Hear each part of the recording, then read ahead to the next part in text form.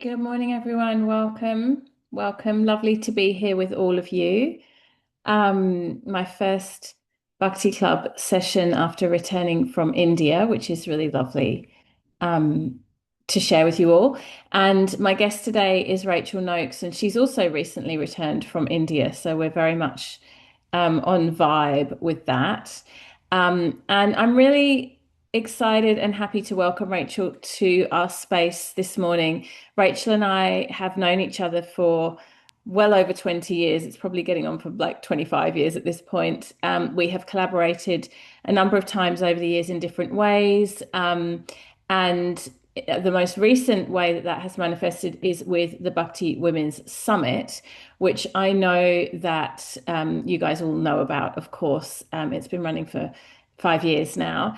And Rachel will be taking the reins at Bhakti Women's Summit this year, which I'm really excited about. And her theme, her focus is sacred sound. So the sound vibration, and particularly with a focus on Sanskrit, which we'll talk about a little bit as we dive in. And as you guys know, our theme inside Bhakti Club this month is time. I'm thinking and talking and reflecting a lot on the subject of time. And so I want to try to weave these two topics in together. And actually, I don't think that's hard to do at all. As I was thinking about it this morning, it feels that they are very well connected. But to start, let me just welcome Rachel. Thanks for joining us, Rachel. Good morning. Thank you so much. It's lovely to be So here. lovely to have you here. Yeah, thank you. And we actually recorded a podcast, Rachel and I, earlier on this week, and it was a really juicy one. We talked about quite a few different things. The teacher-student relationship, the idea of legacy and lineage, and some things I think you guys will find very interesting. So I'll drop the link for that podcast below the recording. And if you want to go and get a bit more and listen in, then yeah, that would be a good sort of context builder for this conversation, which feels in some ways like a bit of a flow on from that. We'll get to the summit in a few minutes, Rach, but before we talk about the summit, let's talk about your relationship with chanting and mantra and the Sanskrit language. And I just mentioned just before, as you were coming in, that you and I both just recently got back from India, so I'm sure it feels very alive. But at what point when did you fall in love with chanting mantra and with the Sanskrit language? How did that unfold for you?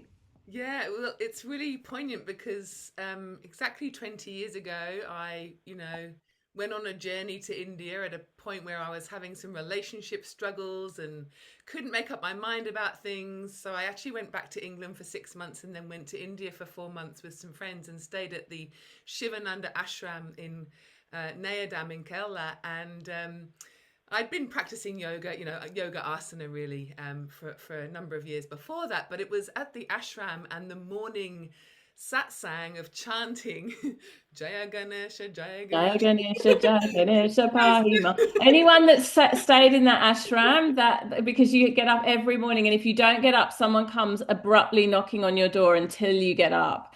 So yeah. I can't say I fell in love with it then though, because I was like, oh my God, they sound terrible. Like it wasn't singing. So I was like, this there was that judgy part that was going, this sounds terrible. But there was something about it that planted a seed and an experience. I often say to people, we don't necessarily like the things that we need. Sometimes the things that we need are we can actually have a lot of resistance and repulsion towards, which was my experience.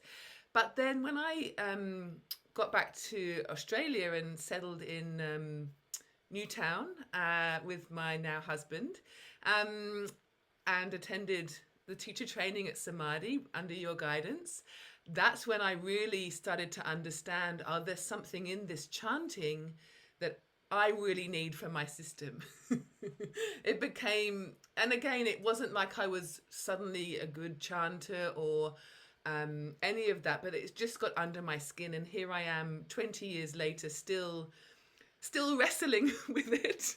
Like I think it's kind of easy to think that, oh, that person's really good at this, or they've got a level of mastery. But for me in Sanskrit and chanting, it is it is a continuous learning journey. I'm continually humbled every time I have a chanting lesson. I'm like, on the verge of tears because it triggers that part of me that tries really hard and wants to do it well.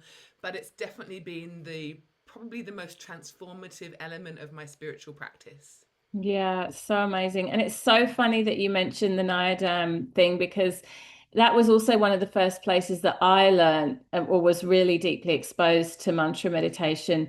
When I was still a teenager, actually, it was the first time I stayed there. And I remember hating those early morning satsangs and like finding them so I don't know. They're quite vigorous. They're quite in the mode of the masculine. Like it's not a very soft and gentle start to the day. But very much like you, when I got home, this is how long ago it was. I had a cassette of the morning mantras. So the Jai Ganesh mantra. And then there's also some beautiful English, which I love them now, some English songs that they sing that are sort of translations of the scripture.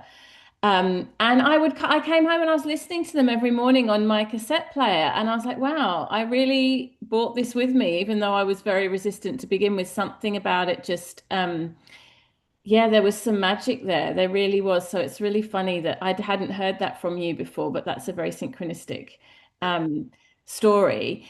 I'm really curious about one of the things that people say who know nothing about chanting, like, for example, my teenage children, will say things like, "What's the point of just repeating something over and over again? Like, what are we doing? Why are we repeating the same thing over and over again?"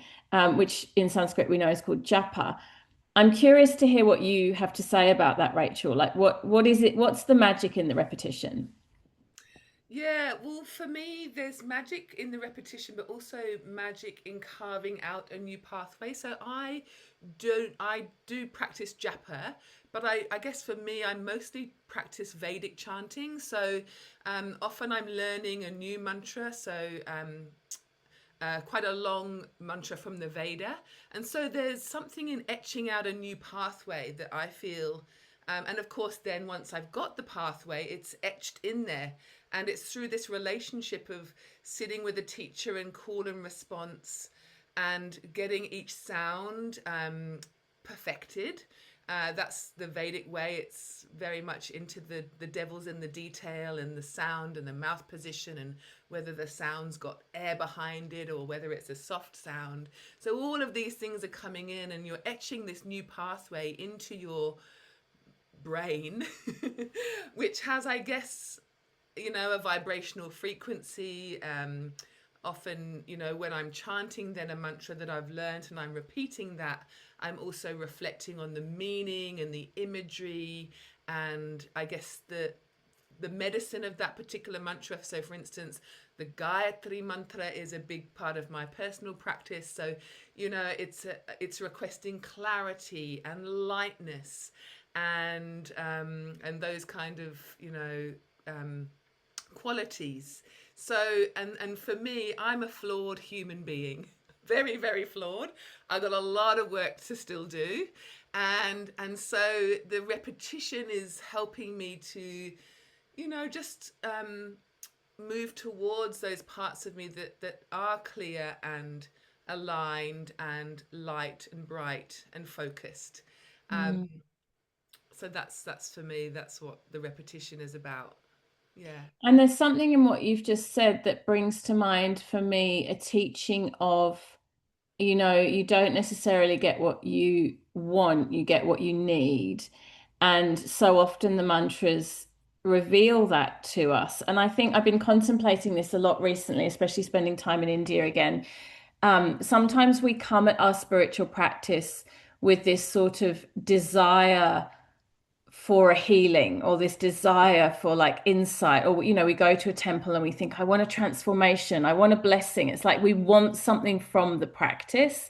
And what I've noticed with many different yogic practices, but I'd have to say particularly with kirtan, particularly with japa, um, and kirtan is the call and response that you describe with singing together in call and response, and japa is using the mala beads. um, is there's this kind of like you can't hurry the medicine. You can't just go, I want to feel clear and light, quick. Let me chant some japa. And it's like flicking a switch and suddenly it happens. It's what I notice is sometimes my practice can be quite hard for a while. And then one day I'll sort of sit down to meditate and it feels light and there's ease and it sort of almost takes me by surprise. Has that been your experience too? Like, do you notice that? I guess we can't put in an order for the results, right? That's what I'm trying to say. Yeah, yeah. It's not like, I mean, I think we can practice these things for different reasons. And certainly, I've done a lot of reflecting of why am I called to these things? And one of them is a nervous system um, regulation, which I think is really, of course, that is beautiful and it's healing. But I guess in terms of true from the classical yoga perspective, that's not really the outcome. It's something deeper, something longer term. Although at the same time, all the practices that I do serve and soothe my nervous system. So yeah, there is kind of like an immediate thing that I might do that might soothe and regulate. But yeah, there's the long term goal too, And both things can be true at the same time, Yeah, I right? think yeah, because as a yoga therapist, it's I'm often designing practices for that healing in that of that particular ailment or whatever. But then the classical yoga is about moving towards, I guess, you know, realizing our full potential. Mm, mm. Yeah, So I want to weave in this theme around time a little bit and ask you just of your personal experience. Like a lot of people will say when they chant japa or when they chant mantra, when they practice kirtan, the experience of time becomes quite different. I know, for example, I often go with Kirtan Sydney and do like I don't know, I think it's 2.5 hour kirtan session, and I'm always surprised that it kind of passes in the blink of an eye. And I'm like, oh my goodness, was that it? But we've actually been sitting there for quite a while. How's that been for you? Like, what do you notice the effects of the practices are around sacred sound in terms of your relationship to time? yeah. I mean, definitely having more space. I feel like personal time, and being able to organize my time. But certainly when I'm in flow, when I'm chanting in a kirtan style, yeah, it definitely transcends time. And you're kind of in your heart, and you're in that co-creation with those around you in the room. And yeah, it's you're in that flow. And when you're in flow, I think, time is obsolete. You're just in the moment and present. And then secondary to that, it's like when I'm making time to do my sadhana and perhaps experiencing moments of flow, that flows on into how I show up for my day. If I do my practice um, every day and I'm really, really committed, then I'll notice that, life just seems to be a little less chaotic. Mm. It's funny, isn't it? I noticed that too, and I particularly noticed that with japa. Like for me, japa has been a really, really consistent practice, and it's almost like I feel that the japa practice, again, it's the reciting of mantra using mala beads for those that don't know. And I might just I'll put a little video under this video again, giving instructions in japa. Many of you have done this with me before and you know it, but those that don't, I don't want it to be like you're wondering what is she talking about. So I'll pop a little video. Um, but I notice it's almost like a reorganization of my mind. It sort of appeals to this part of my brain that might even be a bit OCD. It's like I enjoy, for example, cleaning up my house and then that feeling of like, oh, the house is tidy and clean. Maybe I burn some incense, light a candle, and that's a really good feeling for me. Like it's a very sattvic kind of nervous system regulating feeling. And I get the same thing from japa practice. It sort of feels somehow like it reorients me or reorganizes. It's like a cleaning out of the internal clutter. And often I can be really worried about something or anxious, concerned about something. I don't know, it could be something going on with my kids or whatever it might be. And I do the japa practice and it sort of helps me put things in perspective as well. Like I just kind of go, okay, well, this shoot too shall pass and this will resolve itself. And yeah, it's really powerful in that way. And I think it's really interesting what you're saying, Rachel, about productivity and sort of the way your day unfolds? Because sometimes people might say, "Oh, isn't it a waste of time to just kind of sit there repeating a mantra? Like, haven't you got something better to do?" But I find I'm so much more productive when my mind feels ordered in that way. Like, put it this way, the difference between if I have 10 minutes spare and I spend 10 minutes scrolling on Instagram, or I spend 10 minutes practicing japa meditation, the difference between those 2 minutes in terms of how I then move into productivity the rest of my day is a profound difference, which isn't to say I always choose the japa. I mostly do, but sometimes the scroll wins out and it never feels good. I never feel good after that. Yeah, I can so relate. It's like you say, there's a spaciousness. There's that beautiful quote between, there's a space between stimulus and response. I'm kinder, generally, less reactive, more organized within myself, more likely to make a to-do list that I'm going to actually follow rather than kind of, spontaneously doing whatever comes into my field. Mm. So yeah, it's really interesting, and I feel, yeah, Very grounding and very kind of like reorienting somehow, almost like it brings you back to center, which is a bit of a cliche, but it really does feel like that for me. yes. Um, Before we go on to talk about the summit, I want to ask you about Sanskrit specifically, and I'll definitely say you're much more of a Sanskrit expert than I am. So I'm curious to ask you this. And some of the people listening won't know very much about the Sanskrit language at all, but one of the things that we know about Sanskrit is it's a language of vibration.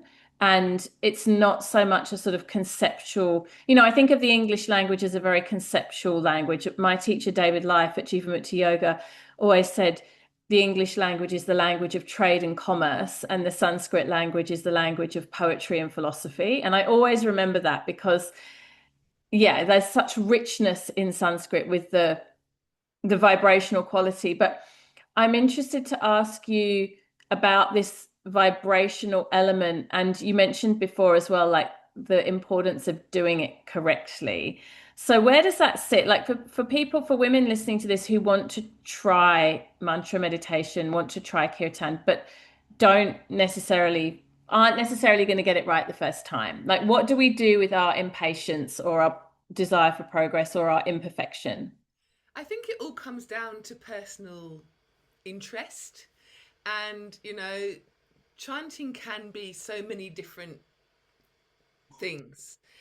For me, I have gone down the the the path of learning about the Sanskrit language, learning about the mouth positions, that each sound comes from a particular place of articulation. I didn't start there, but it's where I've kind of ended up. So, but that doesn't necessarily mean that everybody has to get into that level of detail. I still think you can have a beautiful experience and experience lots of benefits of chanting without getting geeky about the Sanskrit. So it's really, what does your heart desire? Is it that you want to chant with a group of people, and you might chant the Maha Mantra and you might not know where the mouth positions are, and we're really just kind of mimicking in call and response. So that's a beautiful thing to do, and there's so much joy and love that can be elicited in our system from that. If you feel curious about learning a little bit more, and something awakens in you, then it is worth finding a teacher to learn about the Sanskrit alphabet from. So I guess the teaching, as far as I understand it, in my limited understanding, is that when we say the sound with specificity and with the sound coming out from the correct places, then we are making the vibrational frequency of that. So, for instance, shanti. Shanti means peace, or not to be disturbed by anything. So, if I really, of course, if I just repeat shanti, shanti in English, I'll probably also experience some peace. However, if I want to get the vibrational effect, knowing that it's a sh and the t is behind the tongue, um, Shanti. Shanti. Yeah, so the tongue in Sanskrit, there's no t. Like Timothy, we say t, that flicks the tongue. In Sanskrit, the t is either behind the teeth like that th, which is the shanti, or it's up in the third position, which is ka, which is very unusual for us English speakers. So shanti it's kind of soft, feminine, dental sound. So I think, again, it's holding the duality that both are effective, and it just depends on our individual constitution. What are we interested in? How far do we want to go? And it's a deeper refinement, right? I mean, you have to start somewhere. Like anything new Yes, that you begin, you're going to be a bit clumsy and awkward in the beginning and not get it quite right. And then the more you practice, the more refined it becomes and the more nuanced and subtle. In the beginning, you don't even know what you're doing badly. And then it kind of exactly. evolves from there. Yeah. And we're always doing better. I mean, I can still listen to myself and go, oh, I didn't do that aspiration, or I didn't do this, or whatever. So we're always learning. I think it's one of those practices that if we choose, the learning never stops. Mm. So as I shared at the beginning, I'm forever humbled by this practice. Every time I think I've got some level of mastery, I learn a new chant and I'm like back to square one. So And like we're going back to this theme of time, the beautiful thing about that is there's a spaciousness in that, right? The journey never ends. So we don't have to be on this treadmill thinking that we're getting somewhere and sort of pressuring ourselves in a particular direction. Um, we can kind of have a real like a desire to progress and improve, but also held with lightness and spaciousness.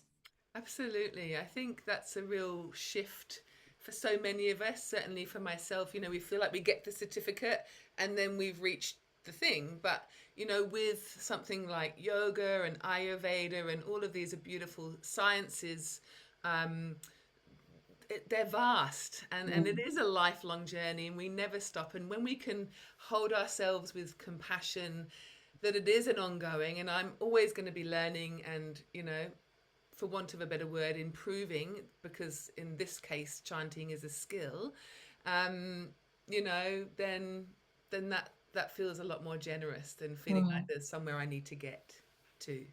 Beautiful. I want to open up if anyone has questions for Rachel.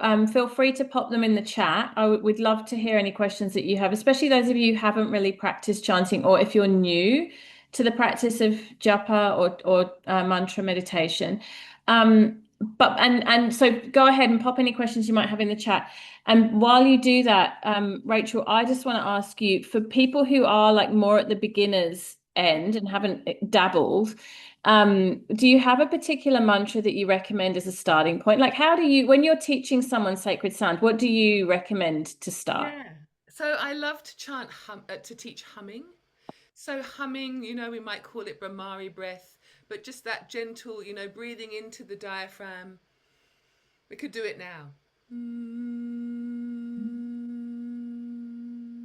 Just finding a tone that feels relaxing. It doesn't have to sound good. And you might feel those tingles going through your face, even into the nose. So that's a beautiful thing, just to start humming, and it's a beautiful thing for our vagus nerve, increases vagal tone. And then the next thing I might do, and I might do that with a little bit of a drone. So I can share, like, there's an instrument called a tampura, which offers a little bit of a kind of like, she's known as the mother of the Indian instruments, and she sits at the back and holds this beautiful resonant sound. So I'll share, there's plenty of them on Spotify. It's a drone, and so it just kind of gives you something to support you in your voice. So if you wanted to put that on and hum along to that. And then the next sound I often use is ah, and just letting the mouth open. We tend not to open the mouth, we tend to keep our mouths quite small. When you start to learn about chanting, there's a sense of expanding the mouth and letting the sound come through you. So ah, and again, you can have a little backing track to support you, and just, we're I guess also engaging in diaphragmatic breathing, so it's not just about sound, it's also about lengthening the exhalation and breathing down into the diaphragm there. And then, you could do 5 rounds of the hum, 5 rounds of the ah, and 5 rounds of om.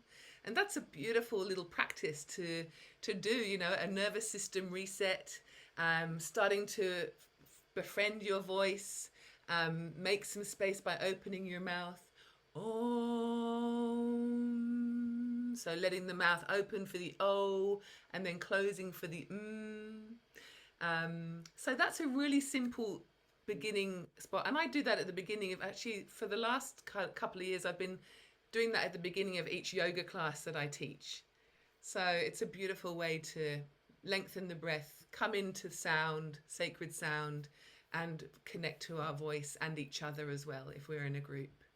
So good. And, we know that one of the real markers of anxiety in the body is that we're not allowing a full and long exhale. So even just by making these sounds, we're inviting a long out breath, a long release. And I think that's, apart from any other benefit, of which there are many, it's just so relaxing for the nervous system to do that kind of long releasing, letting go practice. Absolutely. Yeah, Um, it's experiential rather than, oh, I've got to lengthen my breath and thinking about that. When we're already in a thinking state of anxiety, it's better to come into more of a bottom up style practice rather than that kind of cognitive, I've got to change my thoughts. So, yeah, it's a I beautiful. love that. I love that. Chelsea's saying she doesn't have a question, but she says, I resonate so much with what you said about how we can often resist what we most need. I was a very quiet and shy child, and I found sound and chanting through my yoga practice to be pure medicine for using my voice more over time. So lovely. Thanks for sharing, Chelsea. And for those that do want to get all nerdy and kind of really geek out on the like details of mantra and learning different mantra, you have a membership which really focuses on the practice of mantra as medicine and mantra recitation, don't you? The becoming. Can you tell us a little bit about that? Yeah, so I guess I've been blessed to study with teachers that teach sound as the philosophy. So the philosophy of yoga was always chanted. You know, you'd sit close by to a teacher and you'd learn the mantra, and then you would reflect on its meaning, and then you would do that over time and receive the teaching in that way. So I guess the becoming is kind of going back in some way in a modern context back to that old school way of how do we embody philosophy, and we can embody it through sound and self-reflection and self-inquiry, and that's what the becoming is all about. Yeah, beautiful. And I'll pop a link for that below as well, all the links today. And Trace is just asking in the chat as well about the drone sound, that hum sound. And again, I'll get Rachel to send me a Spotify link that she thinks is a good one, and we'll include that too, so you can all start practicing humming around at home. Your family and your housemates will love it. Let's talk about the summit. As I said before, I'm so delighted to be handing the baton over to you for the summit. And very much in line with everything we've spoken about already this morning, sacred sound is the theme. Tell us about tell us about the people you're excited who are going to be presenting and some of the juicy bits that the women listening won't want to miss. Yeah, so I'm trying to kind of curate something that comes from a multi-dimensional angle, you know. So we've got Laura Plum, who's an amazing Ayurvedic teacher. She's going to be talking about the science of sound. We've got Joan Harwick Collins, who's going to be talking about women's voices and how do we empower our voices, and from that kind of shamanic perspective. We've got Kaya Minderlin coming to talk about chanting. We have got Audrey Crisilla, who's going to be doing like a harmonium session, and Sargam, which is the 7 Indian notes. We've got teachers from the Vedic chanting tradition who are going to go into the details of Sanskrit and the Vedic pedagogy. That's a kind of and we've got people looking at vocal toning, sound, bowls. So we've kind of got a little bit of everything for everybody. So yeah, Yeah. I'm really excited about all of the women and And some yourself real talking master about teachers. I possible. mean, Kaya and Jane Hardwick Collins and Laura Plum. These are women that have been practicing and embodying and teaching these sound vibration offerings for decades. It's like such a precious opportunity to sit with them and spend time with them. And the summit's free. It's always been free. It's still free. That's part of our service and part of the integrity of it as an offering. So I know that many of the Bhakti Club members will be there. I'll certainly be there. I'm really, really looking forward to it. And I love that you're bringing it back to a very traditional theme as well. Like when I first created the summit, it really was anchored in Bhakti, the first couple of rounds. And then we kind of diversified out a little bit. The last one that we did was about spiritual activism, which is a subject incredibly close to my heart, really, really important to me. Um, but this kind of brings us right back to sort of full circle, right back to the really authentic roots of what Bhakti is all about. And it's, one of the things I find so interesting about the path of Bhakti, and I'm sure this will come through in the summit, is it's both a science, some even refer to it as a technology, and it's the most esoteric, out there, wild, untamable, um, unexplainable practice. And like I said before, two things can be true at the same time. And I really feel this of the Bhakti path. It's like on the one hand, we have these very accurate, clear, sort of linear teachings. And on the other hand, I mean, some of the Bhakti yogis in India are completely bananas. Like it's like the wild, ecstatic states. We were fortunate enough to visit Sri Anandamayi's temple and Samadhi, her ashram, when we were in India, and she went into ecstatic trances. So everything is possible. It's all possible in Bhakti. Yeah. Yeah, and at the end of the day, I've been thinking about this. Why is sound such a thing? It's connected to how we relate. It's connected to our humanity, and our voices can harm, and our voices can also heal. And even thinking back to that, some of your recent book around red thread, and how our voices carry the wounds of our ancestors, and I can own my own learning in that of, when my voice is for expressing anger and rage. And so I think it's such a pivotal part of being human to have some kind of practices to help us work with some of that as well, kind of a slightly, Yeah. yeah, off to the center. And a lot of us for women, as women, we contain a lot, we hold a lot. We tend to be good at not saying what we're thinking, holding things in. Perhaps you, for example, well, I'll give you an example. A friend of mine who has a big corporate job, she, works long hours and works in an office, and her job is very sort of political, and she's juggling a lot of different personalities and ideologies. She manages a lot of people. She comes to kirtan really regularly. And for her, she describes it as being an opportunity to sort of almost like the screaming into a pillow type thing, but much sweeter than that, to just release pent up holding, like when you've been holding something for a long time and you kind of feel a bit suppressed and a bit boxed in. The beautiful thing about kirtan practice and sacred sound vibration is it's a release. It allows us to let go. And that's so medicinal. It's so powerful. Yeah, and it's that coming together with other beings, other people, and sharing a voice. I mean, I think choirs have become so popular. We've got a choir down here on the far south coast that I have attended over time, and just that coming together and singing. Another friend of mine was saying that in the States, in Minnesota, there's people singing peace songs. It's a time of it's a beautiful way to rise up and to move towards healing and light and connection in a time of disconnection. Mm. Yeah, so Yeah, great power in the choir. I couldn't agree more. Okay, well, we've got lots of links to share with everybody, including, of course, the link for the summit registration, which is not yet live. Tell us the date when people can start registering, and also when the summit is.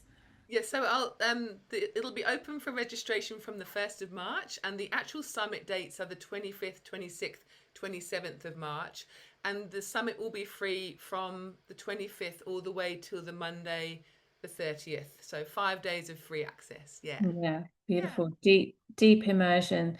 Thank you so much, Rachel. Thank you for giving us your time and your energy. And like I said, we'll get all those links below for people that want to explore a little bit further. Is there anything else you want to share today, Rach? No, I just to kind of honor your voice, like your voice is unique to you, and it's not something that needs to be fixed, but something that you can love or work towards loving or accept and celebrate. So, yeah, I think it's a worthwhile thing to support the voice. And Mm. And I you're love doing the idea of starting with humming for those that feel a little bit self-conscious or a little bit unsure about Sanskrit. Beginning with humming feels like such a beautiful entry point. And what I'm going to be talking about in the summit, and I'm starting to pull together my thoughts and resources for this, is the idea of how sound vibration shows up in different cultures and in different religions and in different, it's so prevalent. It's not only Sanskrit and in the yogic tradition that we see this practice of sound vibration as being so powerful. So if you come from a different cultural background or you have interest in how that sort of all intersects, I'm going to be talking about that in the summit too, which I'm really excited to share. it's going to be juicy. It will be. Thanks so much for joining us, Rachel. Thank you for everyone that was here live this morning. And I'll open up the comments below for the recording. So if you have questions or comments and you're watching the recording, feel free to post them below and we will engage with that as well. Thanks, Rachel. Thank Thanks, you. everyone. Thank you. Namaste.